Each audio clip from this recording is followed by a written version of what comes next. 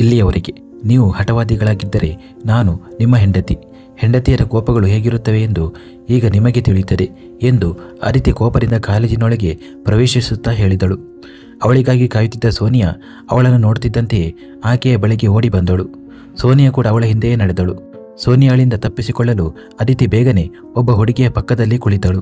ಇದು ಅವಳು ಮೊದಲ ದಿನವೂ ಕುಳಿತಿದ್ದ ಹುಡುಗಿಯಾಗಿದ್ದಳು. ಅವಳು ತರಗತಿಗಿಂತ ಹೆಚ್ಚಾಗಿ ತನ್ನ ಪುಸ್ತಕಗಳಲ್ಲಿ ಮುಳುಗಿದ್ದಳು. ಆದರೆ ಅದಿತಿ ಅವಳನ್ನು ಗಮನವಿಟ್ಟು ನೋಡಿದಾಗ ಆ ಹುಡುಗಿ ಪುಸ್ತಕದಲ್ಲಿ ಫೋನ್ ಅಡಗಿಸಿಟ್ಟು ಯಾರೊಂದಿಗೋ ಚಾಟ್ ಮಾಡುತ್ತಿದ್ದಳು. ಅದಿತಿಗೆ ಆಶ್ಚರ್ಯವಾಯಿತು. ಆದರೆ ಅವಳು ಏನನ್ನಾದರೂ ಹೇಳುವ ಮೊದಲೇ ತರಗತಿಯಲ್ಲಿ ಮಾತುಕತೆ ಶುರುವಾಯಿತು ಮತ್ತು ನಂತರ ಎಲ್ಲರೂ ಇದ್ದಕ್ಕಿದ್ದಂತೆ ಶಾಂತವಾದರು. ಬಹುಶಃ ಯಾರೋ ಶಿಕ್ಷಕರು ಬಂದಿರಬಹುದು ಎಂದು ಅದಿತಿಗೆ ಅನಿಸಿತು. ಮುಂದುವರೆದ ಭಾಗ.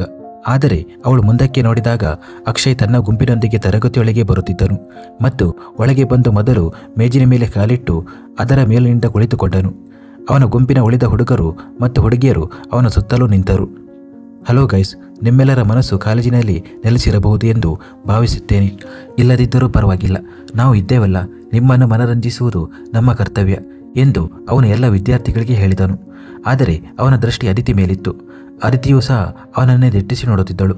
ಎಲ್ಲ ವಿದ್ಯಾರ್ಥಿಗಳು ಸುಮ್ಮನೆ ನಿಂತಿದ್ದರು. ಏಕೆ ಸ್ವಲ್ಪ ಮನರಂಜನೆ ಆಗಿಬಿಡಲಿ, ಅಕ್ಷಯ್ ತನ್ನ ಗುಂಪಿನ ಕಡೆಗೆ ನೋಡುತ್ತಾ ಹೇಳಿದನು. ಆಗ ಅವನ ಇಡೀ ಗುಂಪು ಹರ್ಷೋದ್ಗಾರ ಮಾಡಿತು. ಇದರಿಂದ ಅವನ ಮುಖದ ಮೇಲೆ ಅಹಂಕಾರದ ನಗು ಮೂಡಿತು. ನಂತರ ಅವನು ಮುಂದೆ ನಿಂತಿದ್ದ ಹುಡುಗನನ್ನು ಕರೆದನು. ಅವನು ನೋಡಲು ತುಂಬ ಓದುಗನಂತೆ ಕಾಣುತ್ತಿದ್ದನು. ಆ ಹುಡುಗ ಹೆದರುತ್ತಾ ಅಕ್ಷಯ್ ಬಳಿಗೆ ಬಂದನು. ಮುನ್ನಿ ಡ್ಯಾನ್ಸನ್ನು ಎಲ್ಲರೂ ನೋಡಿದ್ದಾರೆ. ಇಂದು ಮುನ್ನಿ ಡ್ಯಾನ್ಸ್ ನೋಡಲು ಸಿಕ್ಕರೆ ಮಜಾ ಇರುತ್ತದೆ ಎಂದು ಅಕ್ಷಯ್ ಹೇಳಿದನು. ಆಗ ಅವನ ಗುಂಪಿನ ಎಲ್ಲ ಹುಡುಗರು ಮತ್ತು ಹುಡುಗಿಯರು ಜೋರಾಗಿ ನಗತೊಡಗಿದರು. ಅದೇ ಸಮಯದಲ್ಲಿ ಅವರಲ್ಲಿ ಒಬ್ಬ ಹುಡುಗ ಅಮನ್ ತನ್ನ ಫೋನ್ನಲ್ಲಿ ಹಾಡನ್ನು ಹಾಕಿದನು. ಬನ್ನಿ ಬನ್ನಿ, ಬೇಗ ಶುರು ಮಾಡಿ, ನಾವು ಅಷ್ಟು ಬಿಡುವಿಲ್ಲದವರು.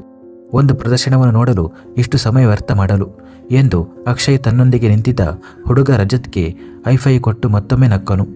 ಆ ಹುಡುಗ ನಿಧಾನವಾಗಿ ನೃತ್ಯ ಮಾಡಲು ಪ್ರಾರಂಭಿಸಿದನು. ಆದರೆ ಮುಂದಿನ ಕ್ಷಣದಲ್ಲಿ ಅಕ್ಷಯ್ ಅವನನ್ನು ನಿಲ್ಲಿಸಿ, ಯಾರಿಗೂ ಮಜಾ ಬರಲಿಲ್ಲ, ಮುನ್ನಿ ಸ್ವಲ್ಪ ಬೋಲ್ಡ್ ಆಗಿರಬೇಕು, ಸರಿ ನಿನ್ನ ಶರ್ಟ್ ತೆಗೆ ಎಂದನು. ಅವನ ಮಾತನ್ನು ಕೇಳಿ ಅವನ ಸ್ನೇಹಿತರು ಮತ್ತೊಮ್ಮೆ ನಗತೊಡಗಿದರು. ಆಗ ಉಳಿದ ವಿದ್ಯಾರ್ಥಿಗಳು ಮತ್ತು ಅದಿತಿ ನಿರಾಶೆಯಿಂದ ಆ ಹುಡುಗನನ್ನು ನೋಡತೊಡಗಿದರು. ಅವನು ಕ್ಷಮೆ ಕೇಳಿ ತನ್ನನ್ನು ಬಿಡಲು ವಿನಂತಿಸಿದನು. ಆದರೆ ಅಕ್ಷಯ್ ತಾನೇ ಅವನ ಶರ್ಟನ್ನು ಎಳೆದು ತೆಗೆದನು. ಇದರಿಂದ ಅವನ ಶರ್ಟ್ ಮತ್ತೆ ಹಾಕಲು ಯೋಗ್ಯವಾಗಿರಲಿಲ್ಲ. ನಾಚಿಕೆಯಿಂದ ಆ ಹುಡುಗನ ದೃಷ್ಟಿ ಕೆಳಗಿಳಿದಿತ್ತು. ಆದರೆ ಅದಿತಿಯ ದೃಷ್ಟಿ ಈಗ ಅಕ್ಷಯನತ್ತ ನೇರವಾಗಿ ನೆಟ್ಟಿತ್ತು ಮತ್ತು ಆ ಕಣ್ಣುಗಳಲ್ಲಿ ಕೇವಲ ಆಕ್ರೋಶವಿತ್ತು. ಬನ್ನಿ ಬನ್ನಿ, ಬೇಗ ಶುರು ಮಾಡಿ, ಈಗಷ್ಟೇ ಮಜಾ ಶುರುವಾಗಿದೆ, ಇನ್ನೂ ಬಹಳಷ್ಟಿದೆ ಎಂದು ಅಕ್ಷಯ್ ಹೇಳಿದನು. ಆಗ ಆ ಹುಡುಗ ಮತ್ತೊಮ್ಮೆ ನಿಧಾನವಾಗಿ ನೃತ್ಯ ಮಾಡಲು ಪ್ರಾರಂಭಿಸಿದನು. ಆದರೆ ಈ ಬಾರಿ ಅಕ್ಷಯ್ ಅವನನ್ನು ಮತ್ತೆ ನಿಲ್ಲಿಸಿ, ಇಲ್ಲ, ಈಗಲೂ ಸರಿ ಹೋಗುತ್ತಿಲ್ಲ, ಏನೋ ಕೊರತೆ ಇದೆ, ಬಹುಶಃ ನಿನ್ನ ಪ್ಯಾಂಟ್ ಕೂಡ ತೆಗೆಯಬೇಕಾಗುತ್ತದೆ, ಆಗಲೇ ಮಜಾ ಬರುತ್ತದೆ. ಈಗ ಹೇಳು, ನೀನೇ ಅದನ್ನು ತೆಗೆಯುತ್ತೀಯಾ ಅಥವಾ ಈ ಶುಭ ಕಾರ್ಯವನ್ನು ನಾನು ನನ್ನ ಕೈಯಾರೆ ಮಾಡಬೇಕಾ ಎಂದನು. ಅವನ ಮಾತನ್ನು ಕೇಳಿ ಎಲ್ಲ ವಿದ್ಯಾರ್ಥಿಗಳು ಮತ್ತೊಮ್ಮೆ ಅಕ್ಷಯನತ್ತ ನೋಡತೊಡಗಿದರು. ಹಲವರ ಕಣ್ಣುಗಳಲ್ಲಿ ಅವನ ಮೇಲೆ ಕೋಪವಿತ್ತು, ಕೆಲವರ ಕಣ್ಣುಗಳಲ್ಲಿ ಅವನ ಬಗ್ಗೆ ಭಯವಿತ್ತು ಮತ್ತು ಜೊತೆಗೆ ಆ ಹುಡುಗನ ಬಗ್ಗೆ ಕರುಣೆ ಇತ್ತು. ದಯವಿಟ್ಟು ಹೀಗೆ ಮಾಡಬೇಡಿ, ನೀವು ಬೇರೆ ಯಾವುದೇ ಕೆಲಸ ಕೊಡಿ, ನಾನು ಮಾಡುತ್ತೇನೆ, ದಯವಿಟ್ಟು ಇದನ್ನು ಮಾಡಲು ಹೇಳಬೇಡಿ ಎಂದು ಆ ಹುಡುಗ ಬೇಡಿಕೊಂಡನು.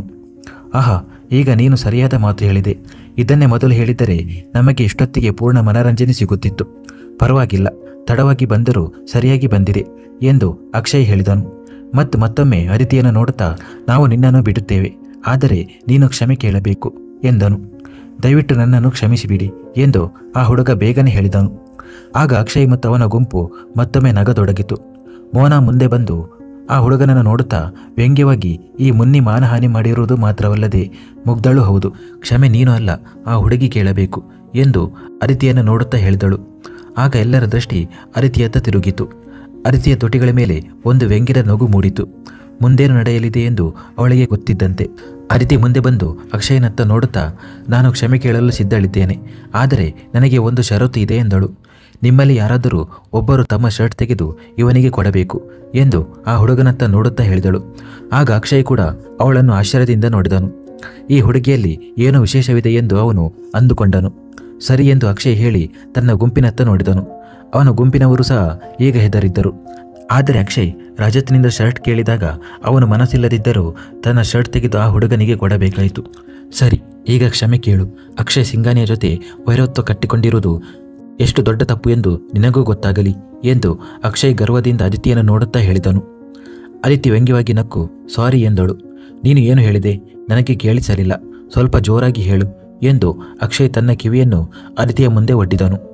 ಆಗ ಅದಿತಿ ಮತ್ತೊಮ್ಮೆ ನಕ್ಕು ಸ್ವಲ್ಪ ಜೋರಾದ ಧ್ವನಿಯಲ್ಲಿ ಸಾರಿ, ದಯವಿಟ್ಟು ನನ್ನನ್ನು ಕ್ಷಮಿಸಿಬಿಡಿ ಎಂದಳು. ಈಗ ಸರಿ, ಮತ್ತು ಮುಂದಿನ ದಿನಗಳಲ್ಲಿ ಈ ಸಾರಿ ಮತ್ತು ಅಕ್ಷಯ್ ಸಿಂಘಾನಿ ಎಂಬ ಹೆಸರನ್ನು ಯಾವಾಗಲೂ ನೆನಪಿಟ್ಟುಕೋ.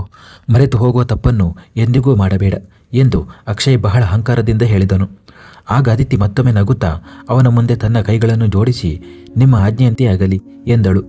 ಅವಳ ಈ ವರ್ತನೆಯನ್ನು ನೋಡಿ ಅಕ್ಷಯ್ನ ಮುಖದ ಮೇಲೆ ಒಂದು ವಕ್ರವಾದ ನಗು ಮೂಡಿತು. ಅದಿತಿ ಇಷ್ಟು ಬೇಗ ಒಪ್ಪಿಕೊಳ್ಳುತ್ತಾಳೆ ಎಂದು ಅವನು ಯೋಚಿಸಿರಲಿಲ್ಲ. ಆದರೆ ಸದ್ಯಕ್ಕೆ ಅವನು ಮೂರ್ಖನಂತೆ ತನ್ನ ಹಠಕ್ಕೆ ಸಂತೋಷ ಪಡುತ್ತಿದ್ದನು. ಅವನು ದೊಡ್ಡ ಅಹಂಕಾರದಿಂದ ಹೊರಗೆ ಹೋಗಲು ತಿರುಗಿದನು. ಆದರೆ ಒಂದು ಹೆಜ್ಜೆ ಮುಂದಿಟ್ಟ ಕೂಡಲೇ ಅವನು ಇದ್ದಕ್ಕಿದ್ದಂತೆ ದಡಂ ಎಂದು ನೆಲದ ಮೇಲೆ ಬಿದ್ದನು. ಹೇ, ನೀನು ಎಷ್ಟು ಕೆಳಗೆ ಬಿದ್ದೆ! ಕೆಲವು ವಸ್ತುಗಳು ಬೀಳುವುದಕ್ಕಾಗಿಯೇ ನಿಂತಿರುತ್ತವೆ, ನಿನ್ನಂತೆ ಮತ್ತು ನಿನ್ನ ಅಹಂಕಾರದಂತೆ ಎಂದು ಅದಿತಿ ಅವನನ್ನು ನೋಡುತ್ತಾ ಹೇಳಿದಳು. ಆಗ ಅಕ್ಷಯ್ನ ಮುಖವು ಕೋಪದಿಂದ ಕೆಂಪಾಯಿತು. ಅದಿತಿ ಮುಂದೆ ಸಾಗಲು ಪ್ರಾರಂಭಿಸಿದಾಗ ಅಕ್ಷಯ್ ಕೆಳಗಿನಿಂದ ಎದ್ದು ಇದ್ದಕ್ಕಿದ್ದಂತೆ ಅವಳ ಕೈ ಹಿಡಿದು ಹಿಂದೆ ಎಳೆದು ಮತ್ತೊಮ್ಮೆ ಕ್ಷಮೆ ಕೇಳುವ ಮನಸ್ಸಾಗಿದೆ ಏನೋ. ಅದಕ್ಕಾಗಿಯೇ ನನ್ನ ಮುಂದೆ ಇಷ್ಟು ಅಹಂಕಾರವನ್ನು ತೋರಿಸುತ್ತಿದ್ದೀಯ ಮತ್ತು ಈಗಲೂ ನನ್ನ ಮುಂದೆ ನಿನ್ನ ಬಾಯಿಯನ್ನು ಹರಿಬಿಡುತ್ತಿದ್ದೀಯ ಎಂದನು. ಭ್ರಮೆ ಮತ್ತು ಅಹಂಕಾರಕ್ಕೆ ಚಿಕಿತ್ಸೆ ಇಲ್ಲ. ಇಲ್ಲದಿದ್ದರೆ ನಾನೇ ನಿನ್ನನ್ನು ಆಸ್ಪತ್ರೆಗೆ ಸೇರಿಸುತ್ತಿದ್ದೆ. ನಾನು ನಿನ್ನಲ್ಲಿ ಕ್ಷಮೆ ಕೇಳಿದ್ದರಿಂದ ನನ್ನ ಅಹಂಕಾರ ಮುಗಿದು ಹೋಯಿತು ಎಂದು ನೀನು ಭಾವಿಸಿದ್ದೀಯ. ಆಗುತ್ತದೆ, ಸಾಮಾನ್ಯವಾಗಿ ಹೀಗೆ ಆಗುತ್ತದೆ. ಕತ್ತೆಯನ್ನು ನಾವು ಸುಮ್ಮನೆ ಸಿಂಹ ಎಂದು ಕರೆದರೆ ಅದಕ್ಕೂ ಹೆಮ್ಮೆ ಬರುತ್ತದೆ. ಆದರೆ ನಾನು ನಿನಗೆ ಹೇಳುತ್ತೇನೆ, ನಾನು ಯಾರೊಬ್ಬರ ಗೌರವವನ್ನು ಉಳಿಸಲು ನಿನ್ನಲ್ಲಿ ಕ್ಷಮೆ ಕೇಳಿದ್ದೇನೆ. ಆದರೆ ನೀನು ನನ್ನಿಂದ ಕ್ಷಮೆ ಕೇಳಿಸಲು ನಿನ್ನದೇ ಸ್ನೇಹಿತನ ಗೌರವವನ್ನು ಬಹಿರಂಗವಾಗಿ ತೆಗೆದುಹಾಕಿದೆ, ಅವನನ್ನು ನಗ್ನವಾಗಿಸಿದೆ ಎಂದಳು. ನನ್ನನ್ನು ಕತ್ತೆ ಎಂದು ಕರೆಯುವ ಧೈರ್ಯ ನಿನಗೆ ಹೇಗೆ ಬಂತು ಎಂದು ಅವನು ಕೋಪದಿಂದ ಹುರಿಯುತ್ತಿರುವುದನ್ನು ನೋಡಿ ಅದಿತಿ ಜೋರಾಗಿ ನಗತೊಡಗಿದಳು. ನೀನೇ ನೋಡು, ನಾನು ಕತ್ತೆ ಮತ್ತು ಸಿಂಹ ಎರಡೂ ಪ್ರಾಣಿಗಳ ಹೆಸರನ್ನು ತೆಗೆದುಕೊಂಡಿದ್ದೇನೆ. ಆದರೆ ನೀನು ಕತ್ತೆಗಿಂತ ಹೆಚ್ಚೇನೂ ಅಲ್ಲ ಎಂದು ನಿನಗೂ ಗೊತ್ತು ಎಂದಳು. ಅವಳ ಈ ಮಾತನ್ನು ಕೇಳಿ ತರಗತಿಯಲ್ಲಿ ನಿಂತಿದ್ದ ಎಲ್ಲ ವಿದ್ಯಾರ್ಥಿಗಳು ನಗತೊಡಗಿದರು ಮತ್ತು ಅವರು ನಗುತ್ತಿರುವುದನ್ನು ನೋಡಿ ಅಕ್ಷಯ್ನ ಕೋಪ ಮತ್ತಷ್ಟು ಹೆಚ್ಚಾಯಿತು. ಆದರೆ ಅವನು ಏನಾದರೂ ಹೇಳುವ ಮೊದಲು ಅದಿತಿ ಅವನಿಂದ ತನ್ನ ಕೈಯನ್ನು ಬಿಡಿಸಿಕೊಂಡು ಚಪ್ಪಾಳೆ ತಟ್ಟುತ್ತಾ, ಇಂದು ನನ್ನ ಕೈಗೆ ಕೈ ಹಾಕಿದೆಯಲ್ಲ ಎಂದಳು. ಮುಂದೆಂದಾದರೂ ನನ್ನ ದಾರಿಗೆ ಅಡ್ಡ ಬರಲು ಪ್ರಯತ್ನಿಸಿದರೆ ನಿನ್ನ ಬಾಯಿ ಮತ್ತು ಕೈ ಎರಡನ್ನೂ ಮುರಿಯುತ್ತೇನೆ ಎಂದು ಹೇಳಿ ಅವಳು ಮುಂದೆ ಹೋದಳು. ಅಕ್ಷಯ್ ಕೋಪದಿಂದ ತನ್ನ ದವಡೆಗಳನ್ನು ಬಿಗಿಗೊಳಿಸಿದನು. ಆದರೆ ತರಗತಿಯಿಂದ ಹೊರಗೆ ಹೋಗುವಾಗ ಅದಿತಿ ರಜತ್ ಎದುರು ನಿಂತು, ಯಾವ ಸ್ನೇಹಿತ ತನ್ನ ಸುಳ್ಳು ಗೌರವಕ್ಕಾಗಿ ನಿನ್ನ ಗೌರವವನ್ನು ನಾಶ ಮಾಡುತ್ತಾನೋ ಅಂತಹ ಸ್ನೇಹಿತನಿಗಿಂತ ಶತ್ರುವೇ ವಾಸಿ ಎಂದಳು. ಅವಳ ಮಾತನ್ನು ಕೇಳಿ ರಜತ್ ಕೂಡ ತಲೆ ತಗ್ಗಿಸಿದನು. ಆಗ ಅಕ್ಷಯ್ ಅವನನ್ನು ಕೂಡ ದಿಟ್ಟಿಸಿ ನೋಡತೊಡಗಿದನು.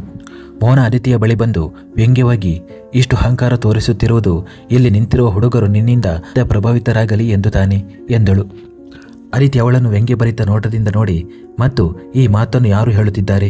ಯಾರು ಮೇಲಿಂದ ಕೆಳಗಿನವರೆಗೆ ಹುಡುಗರನ್ನು ಪ್ರಭಾವಿತಗೊಳಿಸುವುದಕ್ಕಾಗಿಯೇ ಸಿದ್ಧವಾಗಿದ್ದಾಳೋ? ಆದರೆ ಬೇಬಿ, ನನಗೆ ಇವರ ಯಾರ ಅಗತ್ಯವಿಲ್ಲ ಎಂದು ಹೇಳಿ ಅಲ್ಲಿಂದ ಹೊರಟು ಹೋದಳು. ಎಲ್ಲರೂ ಅವಳನ್ನೇ ನೋಡುತ್ತಾ ನಿಂತರು. ಎಲ್ಲ ವಿದ್ಯಾರ್ಥಿಗಳು ತಲೆ ತಗ್ಗಿಸಿ ನಗುವುದನ್ನು ಕಷ್ಟಪಟ್ಟು ತಡೆಯುತ್ತಿದ್ದರು. ಈಗ ಅಡಗಿದ ನಗುವಿನ ಶಬ್ದವನ್ನು ಕೇಳಿ ಅಕ್ಷಯ್ ಮತ್ತು ಅವನ ಗುಂಪು ಕೋಪದಿಂದ ಕೆಂಪಾಗಿ ಅಲ್ಲಿಂದ ಹೊರಟು ಹೋದರು. ಅದಿತಿ ಈಗಷ್ಟೇ ಹೊರಗೆ ಬಂದಿದ್ದಳು. ಆಗ ಪುಸ್ತಕದಲ್ಲಿ ಅಲ್ಲ, ಫೋನ್ನಲ್ಲಿ ತಲೆ ಹುದುಗಿಸಿದ್ದ ಹುಡುಗಿ ಓಡುತ್ತಾ ಅವಳ ಬಳಿಗೆ ಬಂದು ಕೈ ಮುಂದಿಟ್ಟು, ನೀನು ಬೆಂಕಿ ಹಚ್ಚಿಬಿಟ್ಟೆ, ಆ ಫ್ರಾಡ್ನನ್ನು ಎಷ್ಟು ಚೆನ್ನಾಗಿ ತೊಳೆದಿದ್ದೀಯಾ ಎಂದಳು. ಅದಿತಿ ಅವಳನ್ನು ಆಶ್ಚರ್ಯದಿಂದ ನೋಡಿದಳು. ಆಗ ರೀಚಾ, ನನ್ನ ಪ್ರಕಾರ ಅಕ್ಷಯ್ ಎಂದಳು. ಅದಿತಿ ನಕ್ಕು ಅವಳೊಂದಿಗೆ ಕೈಕುಲುಕಿ, ನಾನು ಪಾರ್ಟ್ ಟೈಮ್ ಅಗಸನ ಕೆಲಸವನ್ನೇ ಮಾಡುತ್ತೇನೆ ಎಂದಳು. ನಂತರ ಇಬ್ಬರು ಜೋರಾಗಿ ನಗತೊಡಗಿದರು. ಅವಳ ನಗು ದೂರದಲ್ಲಿ ನಿಂತಿದ್ದ ಅಕ್ಷಯನಿಗೆ ಬಹಳ ಚುಚ್ಚುತ್ತಿತ್ತು. ಅವನು ಕೋಪದಿಂದ ಉರಿಯುತ್ತಿರುವ ಕಣ್ಣುಗಳಿಂದ ಅದಿತಿಯನ್ನು ನೋಡುತ್ತಿದ್ದನು. ಬಹಳ ತಪ್ಪು ವ್ಯಕ್ತಿಯೊಂದಿಗೆ ವೈರತ್ವ ಕಟ್ಟಿಕೊಂಡಿದ್ದೀಯ ಮತ್ತು ಈಗ ಇದರ ಬೆಲೆಯನ್ನು ನೀನು ಬಹಳ ದುಬಾರಿಯಾಗಿ ತೆರಬೇಕಾಗುತ್ತದೆ ಎಂದು ಅವನು ಮನಸ್ಸಿನಲ್ಲಿಯೇ ಹೇಳಿಕೊಂಡು ಅಲ್ಲಿಂದ ಹೊರಟು ಹೋದನು. ಆಗ ಇದ್ದಕ್ಕಿದ್ದಂತೆ ಹಲವಾರು ವಿದ್ಯಾರ್ಥಿಗಳು ಕಾಲೇಜಿನ ಮುಖ್ಯ ದ್ವಾರದ ಕಡೆಗೆ ಓಡತೊಡಗಿದರು. ಎಲ್ಲರೂ ಅಲ್ಲಿಗೆ ಓಡುತ್ತಿರುವುದನ್ನು ನೋಡಿ ಅದಿತಿ ಮತ್ತು ರೀಚಾ ಕೂಡ ಆಶ್ಚರ್ಯಚಕಿತರಾದರು. ಆದರೆ ಅವರು ಏನಾದರೂ ಪ್ರತಿಕ್ರಿಯಿಸುವ ಮೊದಲು ಸೋನಿಯಾ ಅದಿತಿಯ ಬಳಿ ಬಂದು ಅವಳ ಕೈ ಹಿಡಿದು ಆ ಜನಸಂದಣಿಯ ಕಡೆಗೆ ಎಳೆಯತೊಡಗಿದಳು. ಏನು ಮಾಡುತ್ತಿದ್ದೀಯಾ ನೀನು? ನಿನ್ನ ತಲೆ ಕೆಟ್ಟಿದೆಯಾ ಎಂದು ಅದಿತಿ ಹೇಳುತ್ತಿರುವಾಗಲೇ ಅವಳ ಗಮನವು ಮುಂದೆ ನಿಂತಿದ್ದ ಗುಂಪಿನಿಂದ ಹೊರಬರುತ್ತಿದ್ದ ವ್ಯಕ್ತಿಯತ್ತ ಹೋಯಿತು. ಅವನನ್ನು ನೋಡಿದ ತಕ್ಷಣ ಅವಳಿಗೆ ಏನೋ ಆಗತೊಡಗಿತು. ಮುಖದ ಮೇಲೆ ಕೋಪ ಮತ್ತು ಹೃದಯ ಸಂತೋಷದಿಂದ ನರ್ತಿಸಲು ಪ್ರಾರಂಭಿಸಿತು. ಬೆಳಗಿನ ಕೋಪವು ಹಾಗೆಯೇ ಇತ್ತು ಮತ್ತು ಹೃದಯದ ಪ್ರೀತಿಯೂ ಕೂಡ. ಆದರೆ ಸೋನಿಯಾಳ ಮಾತನ್ನು ಕೇಳಿ ಅವಳ ಎಲ್ಲ ಮೂಡ ಹಾಳಾಗಿ ಹೋಯಿತು. ಯಾರ್, ದಯವಿಟ್ಟು ನಿನ್ನ ಅಣ್ಣನ ಪರಿಚಯ ಮಾಡಿಕೊಡು. ಅವನು ತುಂಬ ಹಾಟ್ ಮತ್ತು ಸೆಕ್ಸಿಯಾಗಿ ಇದ್ದಾನೆ. ನಾನು ಅವನನ್ನು ನೋಡಿದಾಗಿನಿಂದ ಅವನ ಮೇಲೆ ಕ್ರಶ್ ಆಗಿದೆ. ಅವನು ನನ್ನ ಬಾಯ್ ಫ್ರೆಂಡ್ ಆಗಿದ್ದರೆ ಎಷ್ಟೊಂದು ಚೆನ್ನಾಗಿರುತ್ತಿತ್ತು ಎಂದು ಅವಳು ಅದಿತಿಗೆ ಹೇಳುತ್ತಿದ್ದಳು. ಆದರೆ ಅವಳ ಆಸೆ ತುಂಬಿದ ಕಣ್ಣುಗಳು ಅಭಿನವ್ ಮೇಲಿದ್ದವು. ಸೋನಿಯಾಳ ಮಾತನ್ನು ಕೇಳಿ ಅದಿತಿಗೆ ಅಷ್ಟು ಕೋಪ ಅವಳ ಮೇಲೆ ಬರಲಿಲ್ಲ. ಅಭಿನವ್ ಮೇಲೆ ಬಂದಿತ್ತು. ಕನಿಷ್ಠ ಈ ಹುಡುಗ ಯಾರನ್ನಾದರೂ ಬಿಡಬಾರದೆ, ಎಲ್ಲಿಗೆ ಹೋದರೂ ಅಲ್ಲಿ ತನ್ನ ಅಭಿಮಾನಗಳನ್ನು ಮಾಡಿಕೊಳ್ಳುತ್ತಾನೆ ಎಂದು ಅವಳು ಅಂದುಕೊಂಡಳು. ಅವಳು ಒಂದು ಕ್ಷಣ ಅಭಿನವ್ನನ್ನು ನೋಡಿದಳು. ಕೆಂಪು ಬಣ್ಣದ ಬಿಸಿನೆಸ್ ಸೂಟ್, ಕಣ್ಣುಗಳ ಮೇಲೆ ಕನ್ನಡಕ ಮತ್ತು ಕಪ್ಪು ಶೂಗಳು. ಕಪ್ಪು ಬಿಳುಪಿನ ಬಣ್ಣ, ತುಂಬ ಚಿಕ್ಕದೂ ಅಲ್ಲ ದೊಡ್ಡದೂ ಅಲ್ಲ, ಆದರೆ ತುಂಬ ಚೂಪಾದ ಮೀಸೆ ಮತ್ತು ಕಿವಿಯಲ್ಲಿ ಹಾಕಿದ್ದ ಆ ಡೈಮಂಡ್ ಸ್ಟಡ್. ಕಪ್ಪು ತುಟಿಗಳ ಮೇಲೆ ಕಿಲ್ಲರ್ ನಗು. ಹುಡುಗಿಯರು ಸಾಯದಿದ್ದರೆ ಮತ್ತೇನು ಮಾಡುತ್ತಾರೆ? ಮರ್ಸಿಡಿಸ್ ಕಾರಿನಿಂದ ಇಳಿದ ಅವನು ತುಂಬ ಆಕರ್ಷಕವಾಗಿ ಕಾಣುತ್ತಿದ್ದನು. ಅದಿತಿಯ ಬಳಿ ಏನಾದರೂ ಡಬ್ಬ ಇದ್ದಿದ್ದರೆ ಅವಳು ಬಹುಶಃ ಅವನನ್ನು ಆ ಡಬ್ಬದಲ್ಲಿ ಹಾಕಿಕೊಳ್ಳುತ್ತಿದ್ದಳು. ಅವಳು ಸುತ್ತಲೂ ನೋಡಿದಾಗ ಬಹುತೇಕ ಎಲ್ಲ ಹುಡುಗಿಯರು ಅವನನ್ನು ನೋಡಿ ನಿಟ್ಟುಸಿರು ಬಿಡುತ್ತಿದ್ದರು ಮತ್ತು ಹುಡುಗರು ಕೂಡ ಅವನನ್ನು ದಿಟ್ಟಿಸಿ ನೋಡುತ್ತಿದ್ದರು. ಆಗ ಇದ್ದಕ್ಕಿದ್ದಂತೆ ಅವಳ ಗಮನವು ಜನಸಂದಣಿಯಲ್ಲಿ ನಿಂತಿದ್ದ ಮೋನ ಮೇಲೆ ಹೋಯಿತು. ಅವಳು ಅಭಿನವನನ್ನು ನೋಡಿ ತನ್ನ ಡ್ರೆಸ್ನ ಕುತ್ತಿಗೆಯನ್ನು ಬಲವಂತವಾಗಿ ಡೀಪ್ ಮಾಡಲು ಪ್ರಯತ್ನಿಸುತ್ತಿದ್ದಳು. ಇದನ್ನು ನೋಡಿ ಅವಳು ಅಭಿನವನ ಕುತ್ತಿಗೆಯನ್ನು ಹಿಸುಕಲಿಲ್ಲ ಅಷ್ಟೇ. ಆದರೆ ಅವಳ ಕೋಪಕ್ಕೆ ಪಾರವೇ ಇರಲಿಲ್ಲ. ಯಾರ್, ಅಭಿನವ್ ಕನ್ನ ಬಗ್ಗೆ ಒಂದು ಮಾತು ಇದೆ. ಅವನು ನನ್ನನ್ನು ಒಂದು ಕ್ಷಣ ನೋಡಿದರೆ ನಾನು ಹುಚ್ಚಿಯಾಗುತ್ತೇನೆ.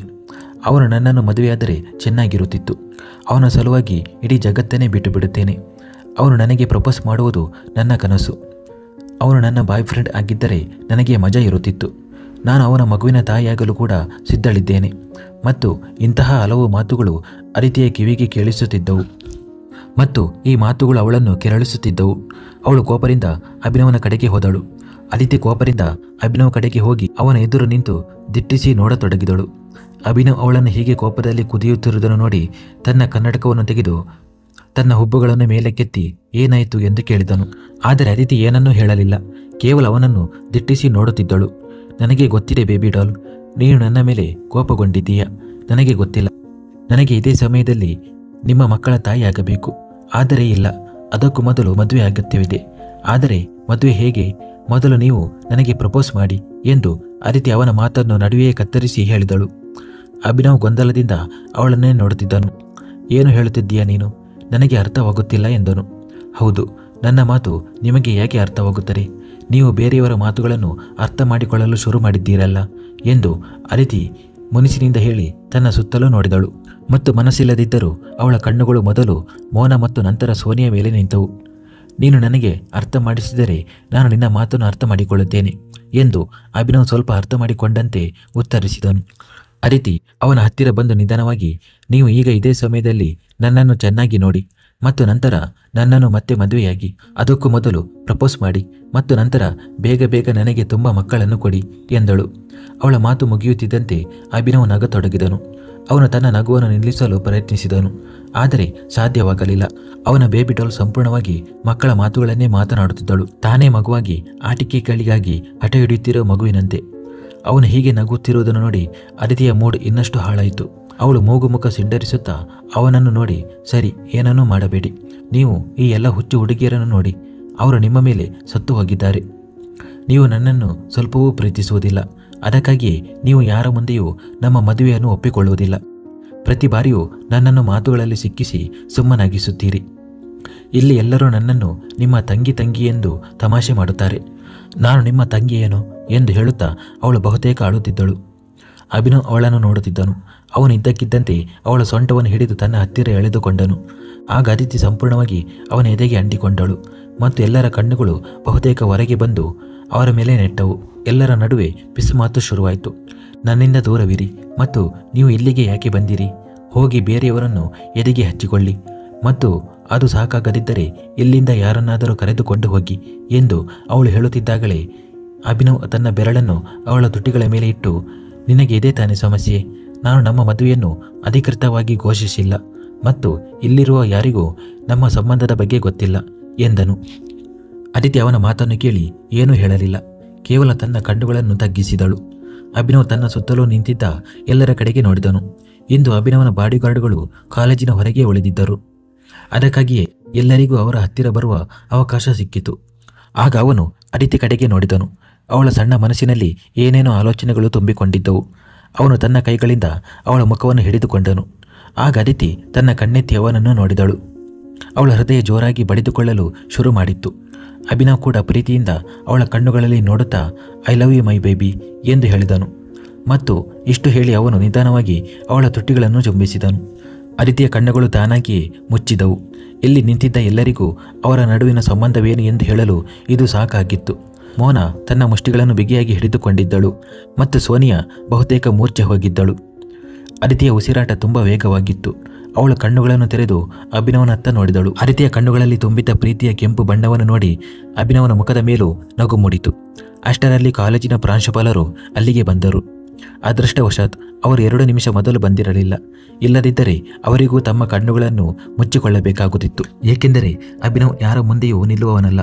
ಅವನ ಬೇಬಿ ಡಾಲ್ಗೆ ಏನಾದರೂ ಬೇಕಿದ್ದರೆ ಅದು ಬೇಕೇ ಬೇಕು ಮತ್ತು ಅವಳ ಆಸೆಯನ್ನು ಪೂರೈಸಲು ಅಭಿನವ್ ಸ್ವಲ್ಪವೂ ಸಮಯ ತೆಗೆದುಕೊಳ್ಳುವುದಿಲ್ಲ. ಅವರು ಅಭಿನವ್ ಬಳಿ ಬಂದು ಕೈ ಮುಂದಿಟ್ಟು, ಮಿಸ್ಟರ್ ಖನ್ನಾ, ನೀವು ಇಲ್ಲಿ, ಎಲ್ಲವೂ ಸರಿಯಿದೆಯೇ? ನನ್ನ ಪ್ರಕಾರ ನಿಮ್ಮ ಪತ್ನಿಗೆ ನಮ್ಮ ಕಾಲೇಜಿನಲ್ಲಿ ಏನಾದರೂ ತೊಂದರೆಯಾಗುತ್ತಿದೆಯೇ ಎಂದರು. ಎಲ್ಲವೂ ಸರಿಯಾಗಿದ್ದರೆ ನಾನು ಇಲ್ಲಿಗೆ ಬರಬೇಕಾಗಿರಲಿಲ್ಲ. ಮತ್ತು ನಿಮ್ಮ ಕಾಲೇಜಿನ ದೊಡ್ಡ ಸಮಸ್ಯೆ ಎಂದರೆ ಇದು ಎಲ್ಲಿಂದಲೂ ಕಾಲೇಜಿನಂತೆ ಕಾಣುತ್ತಿಲ್ಲ. ಜನರು ಇಲ್ಲಿ ಕೇವಲ ಸುತ್ತಾಡಲು ಬಂದಿದ್ದಾರೆ ಎಂದು ಅನಿಸುತ್ತದೆ ಎಂದು ಅಭಿನವ್ ಸುತ್ತಲೂ ನೋಡುತ್ತಾ ಹೇಳಿದನು. ಆಗ ಎಲ್ಲ ವಿದ್ಯಾರ್ಥಿಗಳು ಗಾಳಿಯಲ್ಲಿ ಮಾಯವಾದಂತೆ ಆದರು.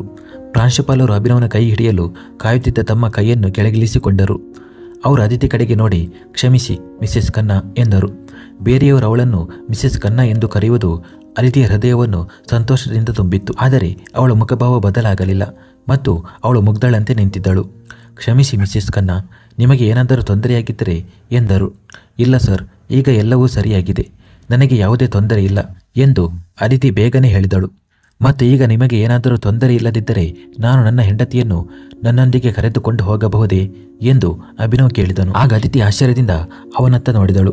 ಪ್ರಾಂಶುಪಾಲರು ಖಂಡಿತ ಮಿಸ್ಟರ್ ಖನ್ನಾ ಎಂದು ನಗುತ್ತಾ ಅಲ್ಲಿಂದ ಹೊರಟು ಹೋದರು. ಅವರು ಹೋದ ನಂತರ ಅದಿತಿ ಸುಮ್ಮನೆ ಹೋಗಿ ಕಾರಿನಲ್ಲಿ ಕುಳಿತಳು. ಸದ್ಯಕ್ಕೆ ಅವಳಿಗೆ ಮತ್ತೆ ಅಭಿನವ್ ಕಡೆಗೆ ನೋಡುವ ಅಥವಾ ಅವನಿಗೆ ಏನಾದರೂ ಹೇಳುವ ಧೈರ್ಯವಿರಲಿಲ್ಲ. ಆದರೆ ಅವಳ ಹೃದಯದ ಸಂತೋಷ ಅವಳ ಮುಖದಿಂದ ಸ್ಪಷ್ಟವಾಗಿ ಕಾಣುತ್ತಿತ್ತು. ಅಭಿನವ್ ಕೂಡ ಕಾರಿನಲ್ಲಿ ಕುಳಿತು ಕಾರನ್ನು ಸ್ಟಾರ್ಟ್ ಮಾಡುತ್ತಾ, ಮಕ್ಕಳು ಇಷ್ಟು ಬೇಗ ಹುಟ್ಟುತ್ತಾರೆ ಎಂದು ನನಗೆ ಗೊತ್ತಿರಲಿಲ್ಲ ಎಂದನು. ಅವನ ಮಾತನ್ನು ಕೇಳಿ ಅದಿತಿ ನಾಚಿಕೊಂಡಳು. ಅವಳು ತನ್ನ ಮೂರ್ಖತನದಲ್ಲಿ ಅಂತಹ ಬೇಡಿಕೆ ಇಟ್ಟಿದ್ದಕ್ಕೆ ನಿಜವಾಗಿಯೂ ನಾಚಿಕೆಯಿಂದ ಮುಜುಗರಕ್ಕೆ ಒಳಗಾಗಿದ್ದಳು. ನನ್ನ ಬೇಬಿ ಡಾಲ್ಗೆ ಇಷ್ಟೊಂದು ಅಸೂಯೆ ಇದೆ ಎಂದು ನನಗೆ ತಿಳಿದಿರಲಿಲ್ಲ. ಬೇರೆ ಯಾರಾದರೂ ನಿಮ್ಮನ್ನು ನೋಡಿದರೆ ನಮ್ಮ ಹೃದಯ ಉರಿಯುತ್ತದೆ. ಅದಿತಿ ಕೂಡ ಬೇಗನೆ ಹೇಳಿದಳು. ನಾನು ನಿನಗೆ ಮಾತ್ರ ಸೇರಿದ್ದೇನೆ ಎಂದು ನಂಬಿಕೆ ಇಲ್ಲವೇ ಎಂದು ಕೇಳಿದನು. ಅಭಿನವ್ ಹೀಗೆ ಹೇಳಿ ಅವಳ ಕೈ ಹಿಡಿದುಕೊಂಡನು. ಅದಿತಿಗೆ ಏನು ಉತ್ತರಿಸಬೇಕೆಂದು ತಿಳಿಯಲಿಲ್ಲ.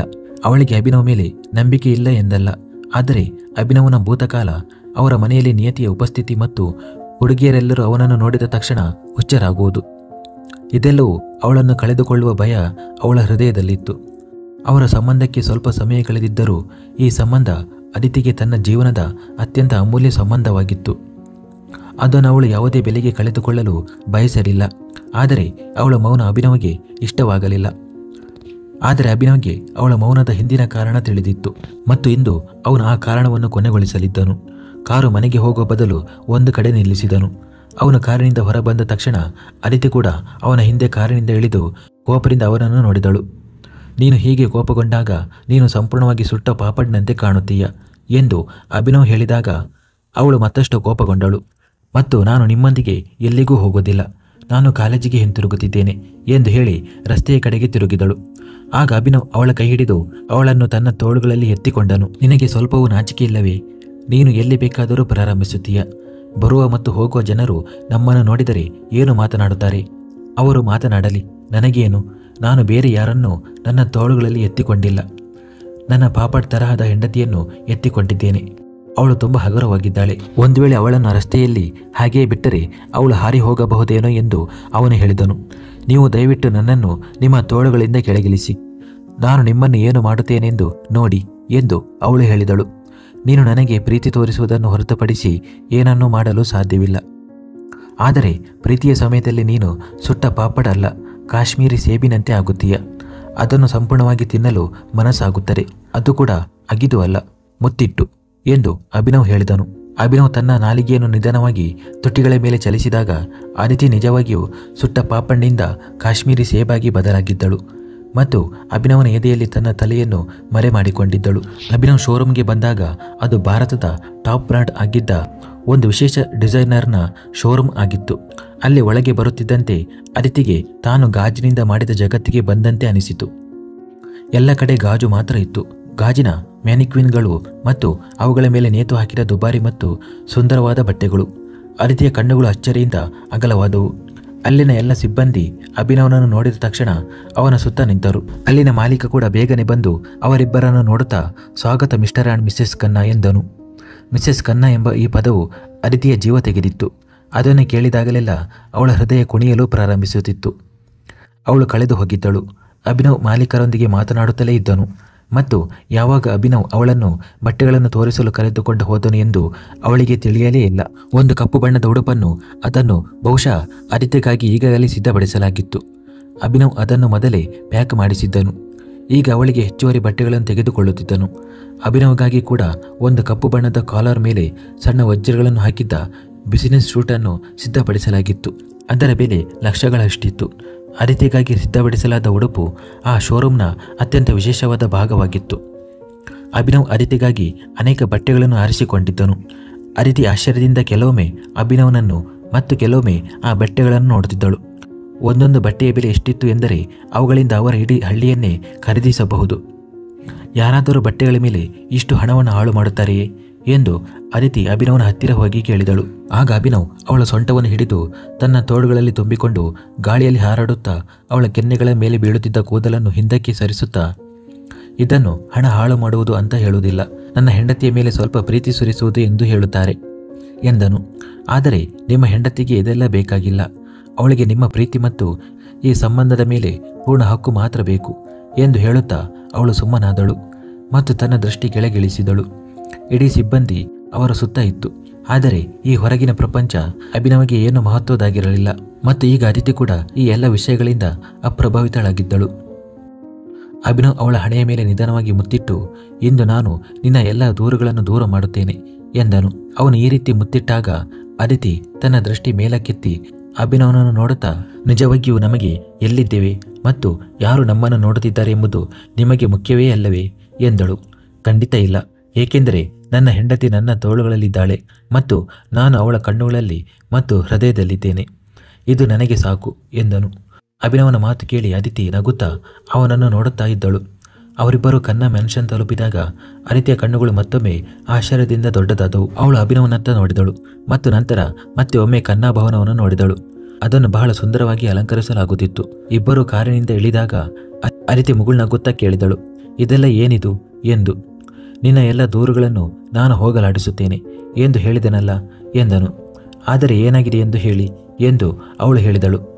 ಇನ್ನೂ ಸ್ವಲ್ಪ ಹೊತ್ತು ಕಾಯಿ, ಆಮೇಲೆ ನಿನಗೆ ಎಲ್ಲ ತಿಳಿಯುತ್ತದೆ ಎಂದು ಅಭಿನವ್ ಒಳಗೆ ಬರುತ್ತಾ ಹೇಳಿದನು.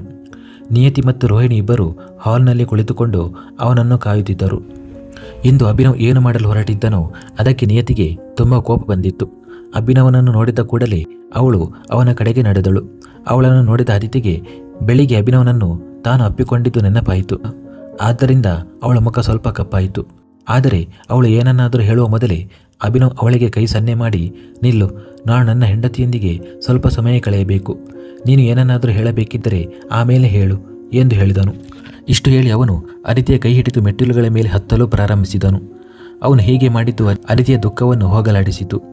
ಈಗ ಇದನ್ನು ಯೌವನದ ಅವಸರದ ನಡವಳಿಕೆ ಎಂದು ಕರೆಯಬಹುದು ಅಥವಾ ಮೊದಲ ಪ್ರೀತಿಯ ಹುಚ್ಚು ಎಂದು ಕರೆಯಬಹುದು. ಆದರೆ ಅವಳ ಅಭಿನವ್ ಕೇವಲ ಅವಳವನು. ಯಾರಾದರೂ ಅವನನ್ನು ನೋಡಿದರೂ ಅವಳ ಹೃದಯ ಉರಿಯುತ್ತಿತ್ತು. ಮತ್ತು ನಿಯತಿ ಒಂದು ಕಾಲದಲ್ಲಿ ಅಭಿನವನ ಪ್ರೀತಿಯಾಗಿದ್ದಳು ಎಂದು ತಿಳಿದಿದ್ದರಿಂದ ಈ ವಿಷಯ ಅವಳನ್ನು ಇನ್ನಷ್ಟು ಅವಸರ ಮತ್ತು ಹುಚ್ಚುತನಕ್ಕೆ ದೂಡುತ್ತಿತ್ತು. ಕೋಣೆಗೆ ಬಂದ ನಂತರ ಅಭಿನವ್ ತನ್ನನ್ನು ಸಿದ್ಧಗೊಳ್ಳಲು ಹೇಳುತ್ತಾನೆ ಎಂದು ಅದಿತಿ ಭಾವಿಸಿದ್ದಳು. ಆದರೆ ಅವನು ಬಾಗಿಲು ಮುಚ್ಚಿ ಅವಳನ್ನು ತನ್ನ ತೋಳಲ್ಲಿ ಎತ್ತಿಕೊಂಡು ಹಾಸಿಗೆಯ ಕಡೆಗೆ ನಡೆದನು. ಅದಿತಿ ಆಶ್ಚರ್ಯದಿಂದ ಅವನನ್ನು ನೋಡುತ್ತಲೇ ಇದ್ದಳು. ನಿನಗೆ ತುಂಬ ಕೋಪ ಬಂದಿದೆ ಅಲ್ಲವೇ? ಮತ್ತು ಕೋಪದಲ್ಲಿ ನೀನು ಬೇರೆ ಕಾರಿನಲ್ಲಿ ಹೋಗಿ ಕುಳಿತಿದ್ದೆ. ಈಗ ದೂರ ಹೋಗಿ ತೋರಿಸು ಎಂದು ಹೇಳುತ್ತಾ ಅವನು ಅವಳನ್ನು ತನ್ನ ತೋಳಿನಿಂದ ಕೆಳಗಿಳಿಸಿ ಹಾಸಿಗೆಯ ಮೇಲೆ ಮಲಗಿಸಿದನು. ಆಗ ಅದಿತಿ ಬೇಗನೆ ಜಾರಿ ಇನ್ನೊಂದು ಕಡೆಗೆ ಹೋದಳು. ಬೆಳಗಿನ ಕೋಪವನ್ನು ಈ ಮನುಷ್ಯ ಇನ್ನೂ ಮನಸ್ಸಿನಲ್ಲಿ ಇಟ್ಟುಕೊಂಡಿರುತ್ತಾನೆ ಎಂದು ಅವಳು ಅಂದುಕೊಂಡಿರಲಿಲ್ಲ.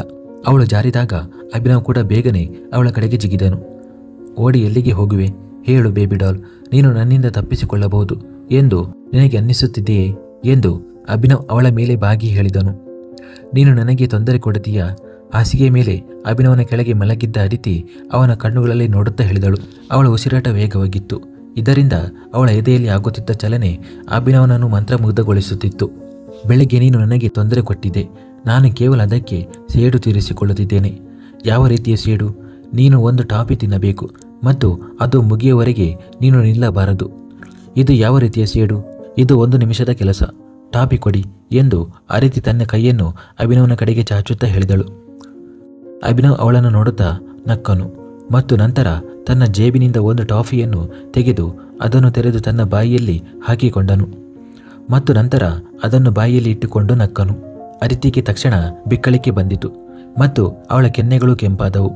ಮುಂದೆ ನನ್ನ ಮೇಲೆ ಕೋಪಗೊಂಡರೆ ಈ ಬಾರಿ ಕೇವಲ 1 ಟಾಫಿ ಇತ್ತು. ಮುಂದಿನ ಬಾರಿ ಇಡೀ ಅಂಗಡಿಯನ್ನು ಖರೀದಿಸುತ್ತೇನೆ ಎಂದನು. ಕರೆ ತನ್ನಿ, ಏಕೆಂದರೆ ನಿಮ್ಮ ಶಿಕ್ಷೆಯಲ್ಲೂ ಸಂತೋಷವಿದೆ ಎಂದು ಅದಿತಿ ಹೇಳಿದಾಗ ಅಭಿನವನ ಮುಖದ ನಗು ಇನ್ನಷ್ಟು ದೊಡ್ಡದಾಯಿತು. ಅಭಿನವ್ ಡ್ರೆಸ್ಸಿಂಗ್ ಟೇಬಲ್ ಮುಂದೆ ನಿಂತಿದ್ದನು ಮತ್ತು ಅದಿತಿ ಚೇಂಜಿಂಗ್ ರೂಮಿನಲ್ಲಿದ್ದಳು. ಅಭಿನವ್ ಡ್ರೆಸ್ಸಿಂಗ್ ಟೇಬಲ್ ಮುಂದೆ ನಿಂತು ತಾನು ತಯಾರಿ ನಡೆಸುತ್ತಿದ್ದರೂ ಅವನ ಕಣ್ಣುಗಳು ಚೇಂಜಿಂಗ್ ರೂಮಿನ ಕಡೆಗೆ ಇದ್ದವು. ಕಪ್ಪು ಬಣ್ಣದ ಗೌನ್ ಧರಿಸಿ ಅದಿತಿ ಹೊರ ಬಂದಾಗ ಅಭಿನವ್ ತಕ್ಷಣವೇ ತನ್ನ ಕಣ್ಣುಗಳನ್ನು ಹಿಂದಕ್ಕೆ ತೆಗೆದುಕೊಂಡನು ಮತ್ತು ಈ ವಿಷಯವನ್ನು ಅದಿತಿಯು ಗಮನಿಸಿದಳು. ಇಂದು ಮೊದಲ ಬಾರಿಗೆ ಅಭಿನವ್ ತನ್ನ ಕಣ್ಣುಗಳನ್ನು ತಗ್ಗಿಸುವುದನ್ನು ಅದಿತಿ ನೋಡಿದ. ಅವನ ಈ ವರ್ತನೆಯಿಂದ ಅದಿತಿಗೆ ಇಂದು ಅವನು ಇನ್ನಷ್ಟು ಇಷ್ಟವಾದನು. ಅವಳು ನಿಧಾನವಾಗಿ ಅಭಿನವನ ಕಡೆಗೆ ಹೆಜ್ಜೆ ಹಾಕಿದಳು. ಅವಳ ಗುಂಗುರು ಮತ್ತು ಉದ್ದನೆಯ ಕಪ್ಪು ಕೂದಲು ಹಾಗೂ ಆ ಕಪ್ಪು ಬಣ್ಣದ ಉದ್ದನೆಯ ಗೌನು ಅವಳ ಬೆಳ್ಳಗಿನ ಮೈ ಮೇಲೆ ತುಂಬ ಚೆನ್ನಾಗಿ ಕಾಣುತ್ತಿತ್ತು. ಅವಳು ಸಂಪೂರ್ಣವಾಗಿ ಒಬ್ಬ ಮಾಡೆಲ್ನಂತೆ ಕಾಣುತ್ತಿದ್ದಳು. ಸೌಂದರ್ಯ, ಚಂಚಲತೆ, ಮುಗ್ಧತೆ ಮತ್ತು ಧೈರ್ಯ ಎಲ್ಲ ರೀತಿಯಿಂದಲೂ ಅವಳು ಸಂಪೂರ್ಣವಾಗಿ ಪರಿಪೂರ್ಣವಾಗಿ ಕಾಣುತ್ತಿದ್ದಳು. ಅಭಿನವ್ ಹೀಗೆ ಕಣ್ಣುಗಳನ್ನು ಕೆಳಗೆ ಹಾಕಿ ನಿಂತಿದ್ದಾಗ ಅದಿತಿ ಅವನ ಮುಂದೆ ಬಂದು ತನ್ನ ಬೆನ್ನನ್ನು ಅವನ ಕಡೆಗೆ ಮಾಡಿ ನಿಂತಳು. ಅಭಿನವ್ ತನ್ನ ಕಣ್ಣುಗಳನ್ನು ಮೇಲೆತ್ತಿ ಅವಳ ಕಡೆಗೆ ನೋಡಿದನು ಮತ್ತು ಮರುಕ್ಷಣವೇ ಅದಿತಿ ತನ್ನ ಎಲ್ಲ ಕೂದಲನ್ನು ತನ್ನ ಬೆರಳುಗಳಿಂದ ಮುಂದಕ್ಕೆ ತೆಗೆದುಕೊಂಡಳು. ಇದರಿಂದ ಅವಳ ಬೆನ್ನಿನ ಭಾಗ ಅಭಿನವನ ಮುಂದೆ ಕಾಣಿಸಿತು. ಅಭಿನವ್ ಅವಳನ್ನು ಕನ್ನಡಿಯಿಂದ ನೋಡಿದನು ಮತ್ತು ನಂತರ ಹಾಲಿಗಿಂತಲೂ ಸ್ವಚ್ಛವಾಗಿದ್ದ ಅವಳ ಬೆಳ್ಳಗಿನ ಬೆನ್ನನ್ನು ನೋಡಿದನು. ಅವನು ಅದಿತಿಯ ಹೊಟ್ಟೆಯ ಮೇಲೆ ತನ್ನ ತೋಳನ್ನು ಬಿಗಿಯಾಗಿ ಹಿಡಿದು ಅವಳನ್ನು ತನ್ನ ಹತ್ತಿರ ಎಳೆದುಕೊಂಡನು. ತಕ್ಷಣವೇ ಅದಿತಿ ಹಾವ್ ಎಂದು ಉದ್ಗರಿಸಿದಳು. ನೀನು ನನ್ನನ್ನು ಅಮಲುಗೊಳಿಸುತ್ತಿದ್ದೀಯಾ ಎಂದು ಅಭಿನವ್ ನಿಧಾನವಾಗಿ ಅವಳ ಕಿವಿಯಲ್ಲಿ ಹೇಳಿದಾಗ ಅದಿತಿಯು ಕನ್ನಡಿಯಲ್ಲಿ ಅವನ ಕಡೆಗೆ ನೋಡಿ, ನಾನು ನಿಮ್ಮ ಪಕ್ಕದಲ್ಲಿದ್ದಾಗ ಎಂದಿಗೂ ಪ್ರಜ್ಞೆಯಲ್ಲಿಯೇ ಇರುವುದೇ ಇಲ್ಲ ಎಂದು ಹೇಳಿದಳು. ನೀನು ನನ್ನನ್ನು ನಿಯಂತ್ರಣ ಕಳೆದುಕೊಳ್ಳುವಂತೆ ಮಾಡುತ್ತೀಯ. ನಾನು ನನ್ನನ್ನು ನಿಯಂತ್ರಣದಲ್ಲಿಟ್ಟುಕೊಳ್ಳಲು ನೀನೇ ಕಾರಣ. ಒಂದು ವೇಳೆ ಯಾವುದಾದರೂ ದಿನ ನನ್ನಿಂದ ಯಾವುದೇ ತಪ್ಪು ನಡೆಯಲು ಸಾಧ್ಯವಾದರೆ ಎಂದು ಹೇಳುತ್ತಾ ಅಭಿನವ್ ಅವಳನ್ನು ತಿರುಗಿಸಿದನು ಮತ್ತು ತನ್ನ ಕೈಗಳಲ್ಲಿ ಅವಳ ಮುಖವನ್ನು ಹಿಡಿದನು. ಅದಿತಿ ತನ್ನ ಕಣ್ಣುಗಳನ್ನು ಕೆಳಗೆ ಇಳಿಸಿ, ನಿಮ್ಮ ಆ ತಪ್ಪಿನಲ್ಲಿ ನಾನು ನಿಮ್ಮ ಜೊತೆ ಇರುತ್ತೇನೆ ಎಂದು ಹೇಳಿದಳು. ಅಭಿನವ್ ತನ್ನ ಕಣ್ಣುಗಳನ್ನು ಮುಚ್ಚಿ ತನ್ನ ಹಣೆಯನ್ನು ಅವಳ ಹಣೆಗೆ ಇಟ್ಟು, ಅದು ನಿನ್ನೊಂದಿಗೆ ತಪ್ಪಾಗಲಿದೆ ಎಂದು ಹೇಳಿದನು. ನೀವು ನನ್ನೊಂದಿಗೆ ಇದ್ದು ನನಗಾಗಿ ಹಂಬಲಿಸುವುದು ನನಗೆ ಅದಕ್ಕಿಂತ ದೊಡ್ಡ ತಪ್ಪು ಬೇರೇನೂ ಇಲ್ಲ ಎಂದು ಅದಿತಿ ಹೇಳಿದಳು. ಮುಂದುವರಿಯುವುದು.